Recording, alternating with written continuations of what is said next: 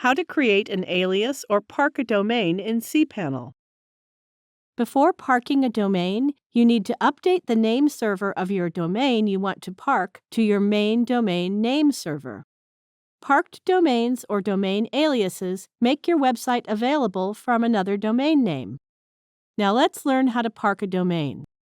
Scroll down to the Domains section and click Domains. Click the Create Domain button.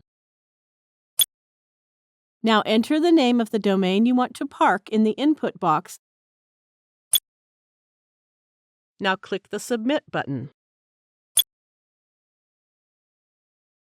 That's it. We have successfully created the alias or parked the domain.